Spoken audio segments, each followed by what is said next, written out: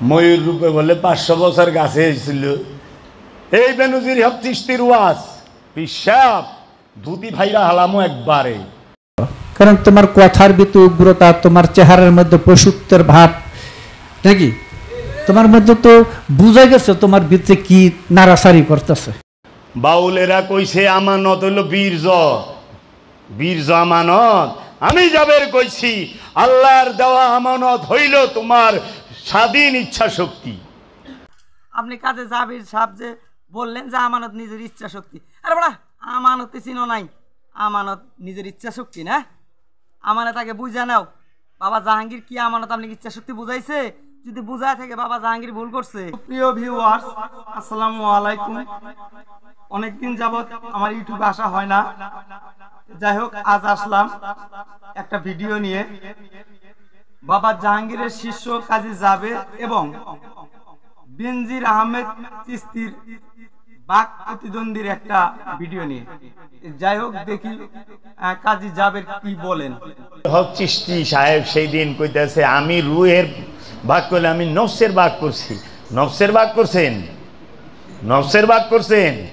জিটকা শরীফের পিসাব রুহের 5 ভাগ করছে, তার কিতাব আমার ঘরে। তোরা পীর, তোরা আমাকে জুতা টানার উপযুক্ত না। তোরা পীর হইছস না, আমার জুতা টানার তোরা উপযুক্ত না। এইটুক বললাম, বেশি দিন থাকুম না, বাবা জাহাঙ্গীরও বেশি দিন রাখবো না। তুই কিসের ফকির হইছস? সামনে খাড়ানোর ক্ষমতা, সামনে খাড়ানোর মতো জ্ঞান তোর নাই। কিসের অলি তুই? কোন হানে অলিত্ব করস? খবরদার এগুলা কইস না, এগুলা কইস না। চেহারা আয়নার সামনে ধরা পড়ে যাইব। খেক শিয়াল পিসাব হয়ে বেরিয়েছস, খেক শিয়াল আস্তা শয়তান। এরা মারেফতের ভেদ ভাঙ্গা। কাজী জাবের সাহেব, আপনার কথার ভিতরে অহংকার লুকিয়ে তো আছে, আর অহংকার নিয়ে ফকির আলী চলে না। বেনজির হক চিশতি আপনি বলেন। কারণ তোমার কথার ভিতরে উগ্রতা, তোমার চেহারার মধ্যে পশুত্বের ভাব নাকি, তোমার মধ্যে তো বুঝা গেছে তোমার ভিতরে কি নাড়াচাড়ি করতেছে।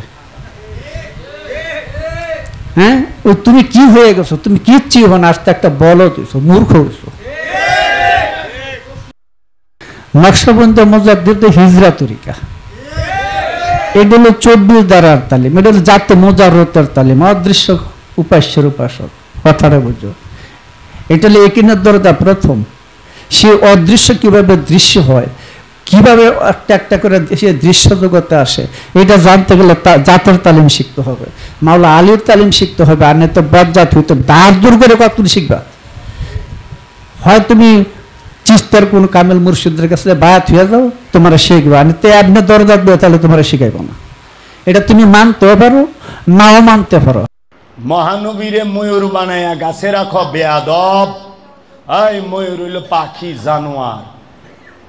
ময়ূর রূপে বলে 500 বছর গাছে এসেছিল। এই বেনজির হক চিশতির ওয়াজ পিশাব ধুতি ভাইরা হালামো একবারে। আমার শিষ্যের সামনে তোরা যারা পি, তোরা বহার যোগ্যতা রাখস না। আর আমি, আরে কাহা এ তাজ আর তাক, কাহা এ গুলামি। বুঝস না কিছু? জাহাঙ্গীর সাহেবকে আমার মানে কিছু বলার ইচ্ছা না, যদি বাধ্য করে তাইলে আমি জাহাঙ্গীরের উপর আক্রমণ করব। এটা হলো আমার কথা।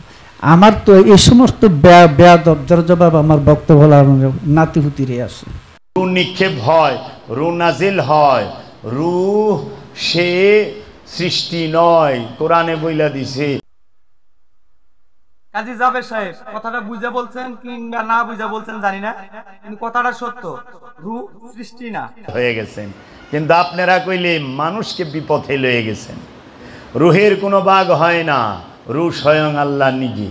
রু রবের আদেশ, কুলুর রুহি আমরি রব্বি। রু হচ্ছে রবের আদেশ। রু নিক্ষেপ হয়, রু নাজিল হয়। রুহ সে সৃষ্টি নয়, কোরআনে বইলা দিছে উলকি রুহা ইউতি মাইয়াশাও, আমি যাকে খুশি তাকে রূহ নিক্ষেপ করি। কাজী জাবের সাহেব, রূহ আল্লাহর আদেশ, রূহ নাজিল হয়, রূহ নিক্ষেপ করা হয়, রূহ উৎকারে দেওয়া হয়। ভালো, আপনি বলতেছেন রূহ আল্লাহ নিজেই। আমি বলবো কাজী জাবের সাহেব রু সম্বন্ধে আপনার ধারণা নাই। রু আল্লাহ নিজে কখনো না, আপনার ধারণা জন্মায় নাই। বড় সাধক হইতে পারেন, রু আল্লাহ কখনো নিজে হইতে পারে না। তারপরে টুক বলেন শুনি। এখন রু কি জাত নূর না সিফাত নূর? রু হইল সমস্ত কিছুর জাত। এই সৃষ্টি জগৎ সব কিছু, মানে সৃষ্টি জগৎ যে প্রাণ, এই প্রাণের সৃষ্টিটাই রুহের সিফাতি নূর থেকে। রুকে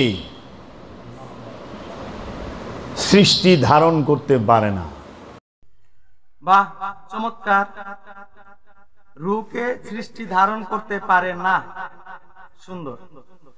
কিন্তু পবিত্র আল কোরআনে লেখা মা মরিয়মকে দান করলেন রুহুল কুদ্দুস, কিন্তু ভূমিষ্ঠ হইল ঈসা নবী।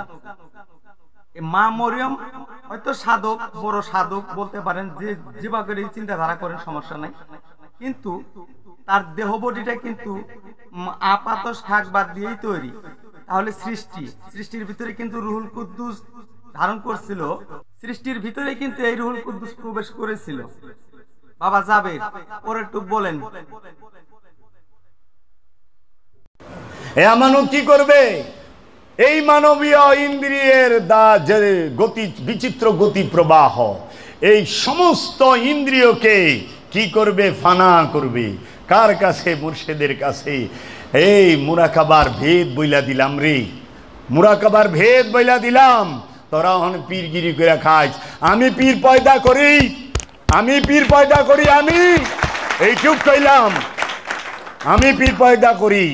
যদি তগো ক্ষমতা থাকে আমার সামনে ববি, আমার সামনে খারাপি কামেল কস ফকির দেখাবি। আরে ফকিরি দেখামো আমি ফকিরি দেখামো 2025 সালে। বাহ কাজী জাবের সাহেব, বাহ। ফকিরির বেয়াত ভাঙ্গে দিলেন, মুরাকাবার বেয়াত ভাঙ্গে দিলেন। ফানা হইতে হবে কার সাথে? কাজী জাবের চ্যালেঞ্জ থাকলো, ফানা ফিল্লা কি? ফানা ফিল্লা অর্থাৎ ফানা কার সাথে হবে? ফিল্লার সাথে। ফিল্লা কি জানেন? চ্যালেঞ্জ থাকলো, জানলে আমার কমেন্টে জানাই দিন। আমি আপনাকে ছোট করে দেখতেছি না, বা আমি যে বড় এরকম প্রকাশ করতেছি না, কিন্তু আপনার উগ্রতা দেখে বলতে বাধ্য হইলাম আপনি পীর পয়দা করেন। আরে আমার যে পীর সেলিম স্যার, তার যোগ্যতা আপনি অর্জন করতে পারেন নাই। আমার বড় ভাই বেলাল সাহেব, তার ধারে কাছে বসার যোগ্যতা আপনার নাই। কাজে জাবের সাহেব, অহংকার করেই বললাম কথাটুকু। বাউলেরা কইছে আমানত হইল বীর্য, বীর্য আমানত। আমি জাবের কইছি আল্লাহর দেওয়া আমানত হইল তোমার স্বাধীন ইচ্ছা শক্তি। প্রতিটা মানুষের স্বাধীন ইচ্ছা শক্তিটাই হইল আল্লাহর দেওয়া আমানত। এই আমানতকে ফেরত দিতে হবে, কারণ আল্লাহ যখন তোমাকে স্বাধীন ইচ্ছা শক্তি দিছে তখন সেইটা পবিত্র ছিল। রুনক সম্পর্কে এই আল্লাহর জমিনের উপরে, আসমানের নিচে বাবা জাহাঙ্গীর ছাড়া আর আমি জাবের ছাড়া যদি এই রকম স্পষ্ট ধারণা কোন মারলালের ক্ষমতা তাকে দিব, মিছা কথা আহিস।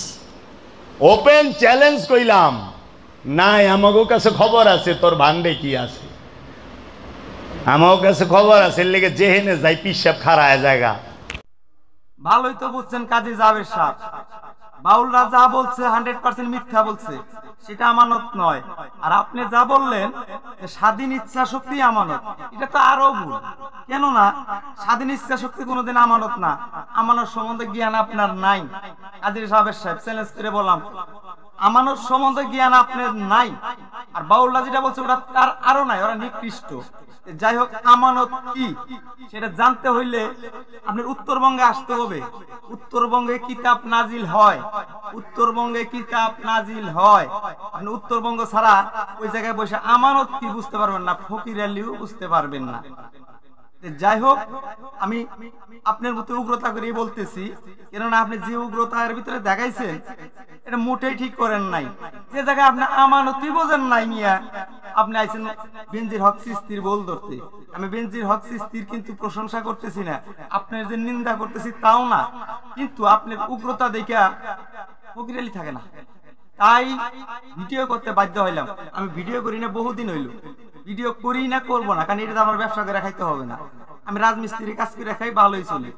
যাই হোক, আপনারা যা কিছু করতেছেন আমার মনে হয় যে পীর সাহেব আপনারা দুইজনই নাই, চলে না। বিনজির হক চিস্তিরও চলে না।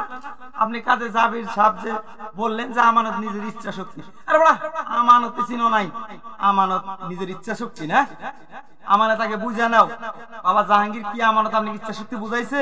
যদি বুঝায় থাকে বাবা জাহাঙ্গীর ভুল করছে, ভিডিওর ভিতরে বলে দিলাম। আর যদি আপন ইচ্ছা শক্তি আমানত না হয়, না বলে থাকে, তাহলে আপনি ভুল বুঝছেন নিয়ে।